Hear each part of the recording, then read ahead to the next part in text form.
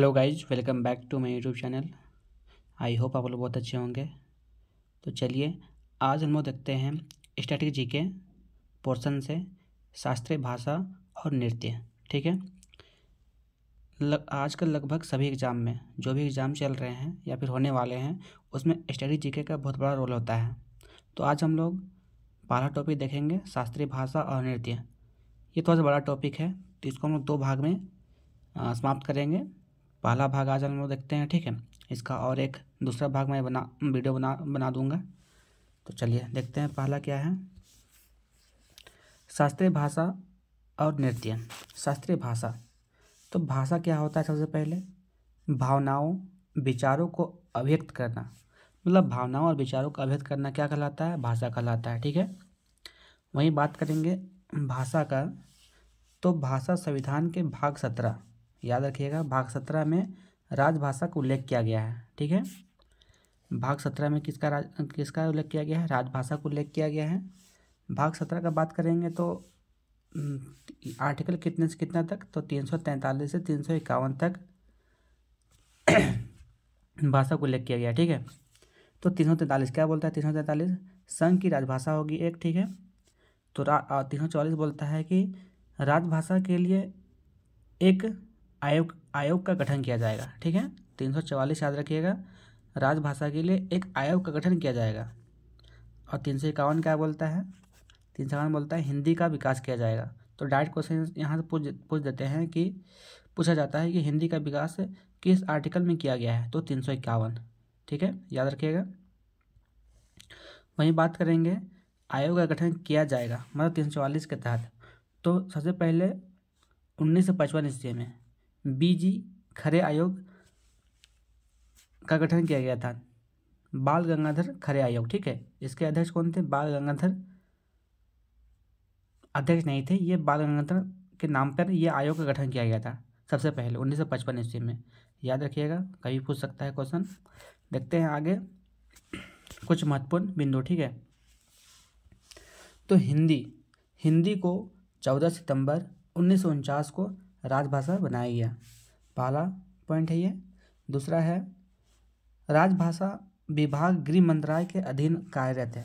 Direct यहाँ question पूछता है कि राजभाषा किस मंत्रालय के अधीन कार्यरत है? तो यह गृह मंत्रालय। ठीक है, राजभाषा अधिनियम 1963 के तहत संसदीय राजभाषा समिति 1976, संसदीय राजभाषा समिति कब गठन किया गया था इसका? 1976 ईस्वी में। इसमें कुल कितने? 30 सांसद सदस्य है, इसमें 20 आपका लोकसभा सांसद और 10 राज्यसभा सांसद। ठीक है,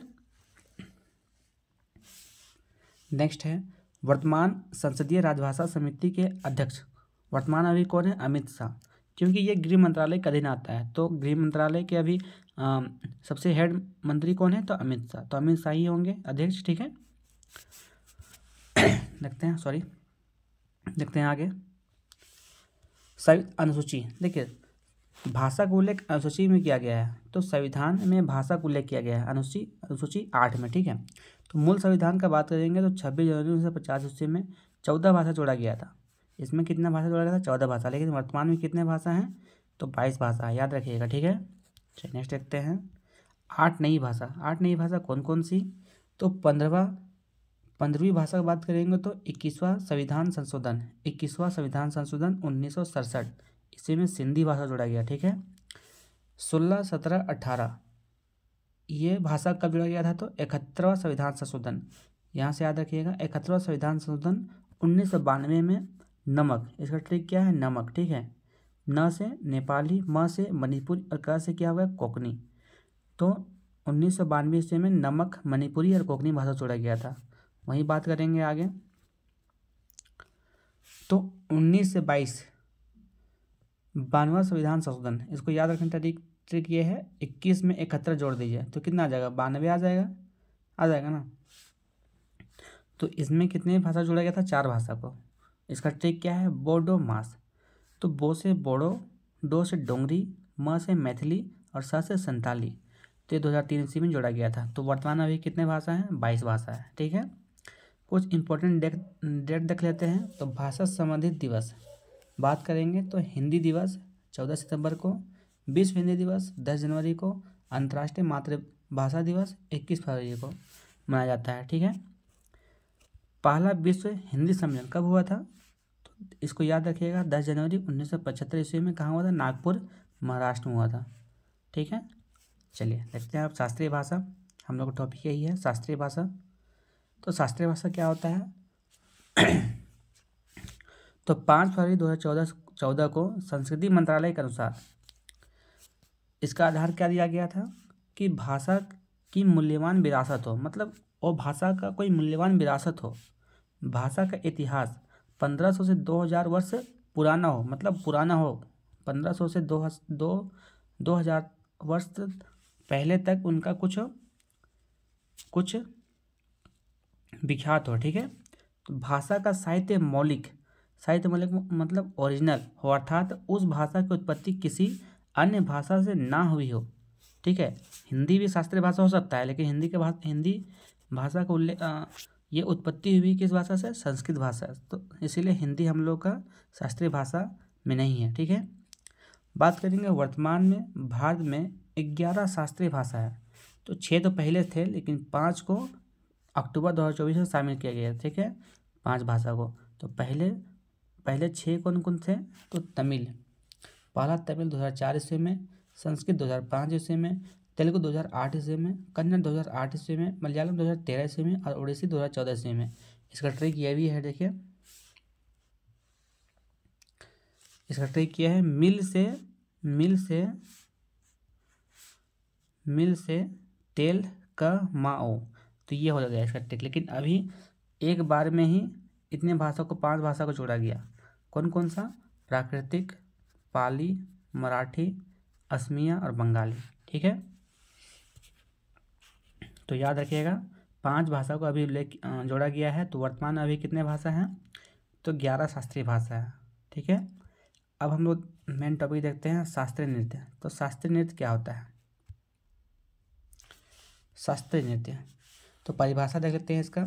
शास्त्रीय नृत्य का उल्लेख शास्त्रों में होता है। ठीक है। और इसमें शरीर का लयबद्ध पैटर्न में संचालन होता है, मतलब एक फिक्स पैटर्न होता है। जैसे तैसे डांस नहीं किया जाता है, एक फिक्स पैटर्न होता है, उसके तहत ही डांस किया जाता है। तो उसको क्या बोलेंगे? शास्त्रीय नृत्य बोलेंगे। स्रोत का बात करेंगे तो शास्त्रीय नृत्य का स्रोत क्या क्या है? तो नाट्य शास्त्र में इसका उल्लेख मिलता है, जिसके लेखक कौन है? भरतमुनि है। ठीक है। वहीं संगीत रत्नाकर में इसके लेखक कौन है? सारंगदेव। और अभिनय दर्पण में इसके लेखक कौन है? नंदीकेश्वर। ठीक है।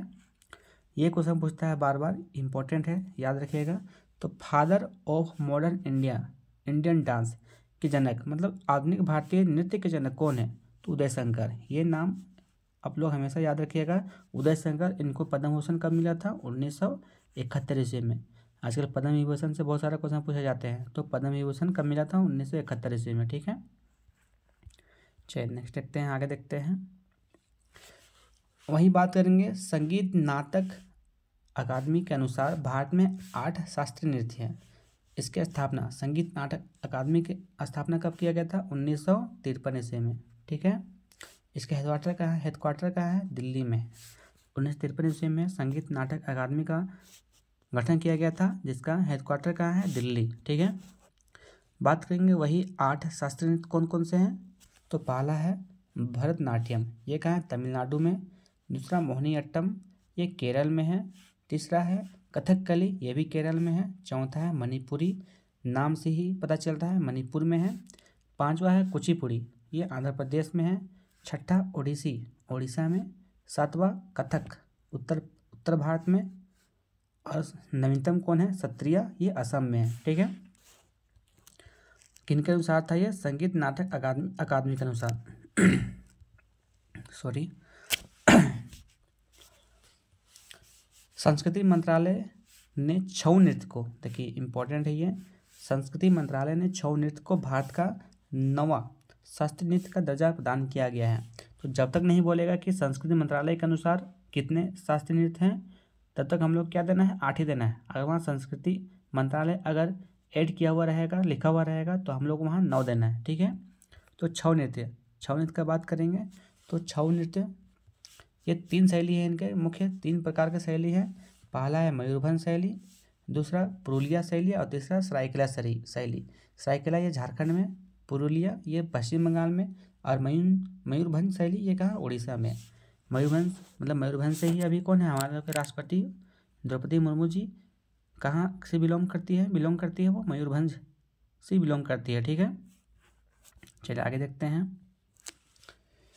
छऊ नृत्य को छऊ नाच मुखट्टा नृत्य भी कहते हैं, लेकिन मयूरभंज शैली में मुखट्टा का प्रयोग नहीं होता, ठीक है। मयूरभंज शैली में मुखट्टा का प्रयोग नहीं होता। ये क्वेश्चन पूछ सकता है कि मयूरभंज इनमें से तीनों में से कहाँ मुखट्टा का प्रयोग नहीं होता है, तो मयूरभंज शैली में मुखट्टे का प्रयोग नहीं होता है, ठीक है। छऊ नृत्य को यूनेस्को की अमूल्य धरोहर सूची में शामिल किया गया है। यह क्वेश्चन पूछा गया है 2010 सूची में शामिल किया गया है अमूल्य धरोहर में, ठीक है, छऊ नृत्य को। चलिए आगे देखते हैं। पहला हम लोग का नृत्य कौन सा है, भरतनाट्यम। तो भरतनाट्यम ये तमिलनाडु राज्य से संबंधित है। भरतनाट्यम इनका अन्य नाम बात करेंगे तो अन्य नाम में क्या आ जाएगा, दासी अट्टम, सादिर अट्टम। प्रमुख शैली की बात करेंगे तो तंजावुर शैली, कांचीपुरम शैली और पंडलूर शैली, ठीक है। तंजावुर शैली, कांचीपुरम शैली और पंडलूर शैली ये प्रमुख शैली है भरतनाट्यम के। वही बात करेंगे भरत।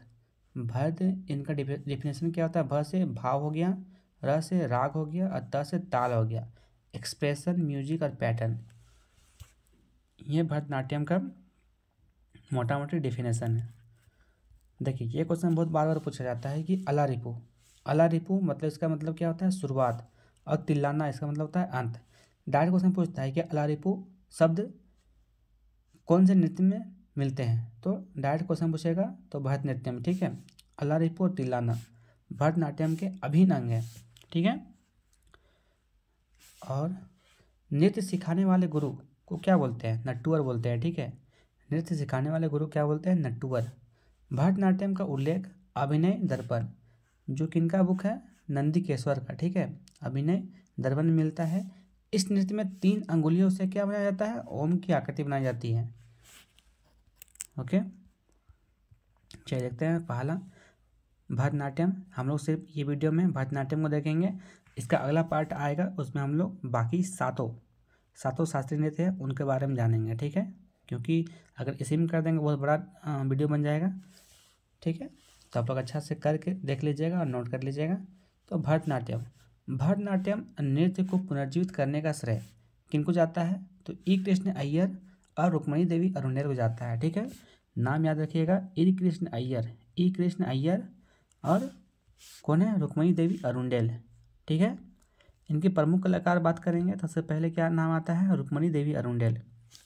तो 1952 ईस्वी में राज्यसभा के नामित होने वाली पहली भारतीय महिला शास्त्रीय नर्तकी, 1952 में राज्यसभा के लिए नामित होने वाली पहली भारतीय महिला शास्त्रीय नर्तकी कौन थी, तो रुक्मणी देवी अरुंडेल थी, ठीक है। 1936 ईस्वी में कला क्षेत्र फाउंडेशन की स्थापना किसने की थी, तो रुक्मणी देवी अरुंडेल। डायरेक्ट क्वेश्चन पूछता है कि कला क्षेत्र फाउंडेशन की स्थापना कब हुई थी और क्यों, कौन किया था, तो 1936 ईस्वी में कौन किया था, रुक्मणी देवी अरुंडेल ने, ठीक है। 1968 में पशु संरक्षण के लिए प्राणी मित्र अवार्ड, ठीक है, प्राणी मित्र अवार्ड प्रदान किया गया था 1968 ईस्वी में। ये क्वेश्चन पूछता है कि मित्र अवार्ड किनको मिला था, तो रुक्मणी देवी अरुंडेल को। 1956 ईस्वी में तीसरा सर्वोच्च सम्मान पद्म भूषण, 1956 ईस्वी में पद्म भूषण मिल गया था किनको, रुक्मणी देवी अरुंडेल को, ठीक है। चलिए नेक्स्ट नाम देखते हैं, बहुत इंपॉर्टेंट नाम है ये, कौन सा नाम है, यामिनी कृष्णमूर्ति, ठीक है। यामिनी कृष्णमूर्ति, क्योंकि 2024 में इनका हाल अभी क्या हुआ, निधन हो चुका है। तो भरतनाट्यम प्लस कुचिपुड़ी की प्रसिद्ध कलाकार कौन थी, यामिनी कृष्णमूर्ति, निधन 2024 ईस्वी में। इनका बात करेंगे पद्मश्री 1968 ईस्वी मिला था, पद्म भूषण 2001 में और पद्म विभूषण 2016 में, ठीक है। तीनों सर्वोच्च सम्मान याद रखिएगा आप लोग, ठीक है। देखते हैं आगे क्या है, अ पैशन ऑफ डांस। देखिए अ पैशन ऑफ डांस इनकी आत्मकथा है। ये क्वेश्चन बार बार पूछा गया है कि अ पैशन ऑफ डांस किनकी आत्मकथा है, तो यामिनी कृष्णमूर्ति की है, ठीक है। तिरुमाला देवस्थानम द्वारा इन्हें अस्थाना नर्तकी, निवासी नर्तकी की मान्यता प्रदान की गई है, तिरुमाला देवस्थानम द्वारा, ठीक है, अस्थाना नर्तकी, ठीक है। देखते हैं आगे, देखिए ये इंपॉर्टेंट नाम ये भी है, पद्मा सुब्रमण्यम और वैजयंती माला, इनको 2024 में क्या मिला है, दोनों को पद्म विभूषण मिला है। पद्मा सुब्रमण्यम को 1981 से पद्मश्री और पद्म भूषण 2003 से मिला है, ठीक है। और वहीं वैजयंती माला को 2024 में पद्म विभूषण मिला है। तो दो नर्तकी है ये लोग जो जिनको 2024 में पद्म विभूषण से सम्मानित किया गया है, ठीक है। देखते हैं और कुछ नाम। अगला नाम है T Bala Saraswati, queen of Bharatanatyam. ये भी क्वेश्चन पूछता है, डायरेक्ट क्वेश्चन बनता है कि क्वीन ऑफ भरतनाट्यम किन्हें कहा जाता है, तो टी बाला सरस्वती को। इनके और कुछ देख लेते हैं। 1970 में पद्म विभूषण इनको मिला था। वहीं बात करेंगे अलामेल वैली। तो भारतीय राजसी शास्त्रीय नर्तक कौन है, अलामेल वैली, ये भरतनाट्यम से संबंधित है, ठीक है। और देखते हैं एक सोनल मानसी ये 2 डांस करती थी, प्रमुख कलाकार थी 2 डांस की। तो भरतनाट्यम प्लस ओडिसी। 2003 में पद्म विभूषण मिला था इनको, किनको, सोनल मानसी को। सबसे कम उम्र में पद्म विभूषण प्राप्त करने वाली महिला नृत्यांगना, ठीक है। सबसे कम उम्र में इनको मिला था पद्म विभूषण 2018 में राज्यसभा के नामित होने वाली नर्तकी कौन है, सोनल मानसी। और 1992 में क्या मिला था, पद्म भूषण। 2003 में पद्म विभूषण, ठीक है। आगे देखते हैं नर्तकी नटराज। ये क्वेश्चन पूछा गया है, क्या क्वेश्चन पूछा गया है, 2019 में पद्मश्री पाने वाली पहली ट्रांसजेंडर नर्तकी कौन है, नर्तकी नटराज, ठीक है। ये क्वेश्चन पूछा गया है। आगे देखते हैं कमला लक्ष्मण।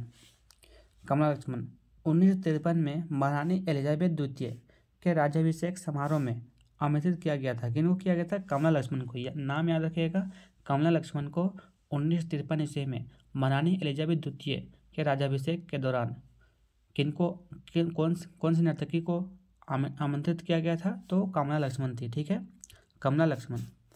आगे देखते हैं मीनाली साराभाई। ये विक्रम साराभाई की पत्नी है, ठीक है, थी। 1949 में अहमदाबाद में दर्पण एकेडमी आर्ट की स्थापना किया था। किसने किया था, मीनाली साराभाई ने दर्पण एकेडमी आर्ट की स्थापना किसने किया था, तो मीनाली साराभाई ने किया था। आगे देखते हैं वसुंधरा दोरास्वामी, एकमात्र भरतनाट्यम नृत्यांगना जिन्हें यूनेस्को द्वारा पेरिस शांति सम्मेलन में आमंत्रित किया गया था। किनको किया था, वसुंधरा दोरास्वामी, ठीक है। वसुंधरा दोरास्वामी को जो यूनेस्को का पेरिस शांति सम्मेलन हुआ था, वहाँ इनको क्या किया गया था, आमंत्रित किया गया था, ठीक है। 2 नाम याद रखिएगा यहाँ पे, एक नाम कमला लक्ष्मण जिनको एलिजाबेथ द्वितीय के राज्याभिषेक के दौरान आमंत्रित किया गया था, और दूसरा है वसुंधरा दोरास्वामी जिनको यूनेस्को पेरिस शांति सम्मेलन में आमंत्रित किया गया था। अन्य कलाकार देख लेते हैं 2 को। तो अन्य कलाकार में मीनाक्षी सुंदर पिल्लई, लीला सैमसन, सीवी चंद्रशेखर और मालविका सरुकई, ठीक है, मालविका सरुकई। तो ये भरतनाट्यम हो गया, ठीक है। भरतनाट्यम हम लोग अगले पार्ट वाला वीडियो में बाकी 7 जो प्रमुख शास्त्रीय नृत्य हैं उनके बारे में जानेंगे, उनके प्रमुख कलाकार के बारे में जानेंगे, ठीक है। आप लोग इसका नोट अच्छा से कर लीजिएगा। तो तब तक के लिए चलिए, ठीक है, धन्यवाद।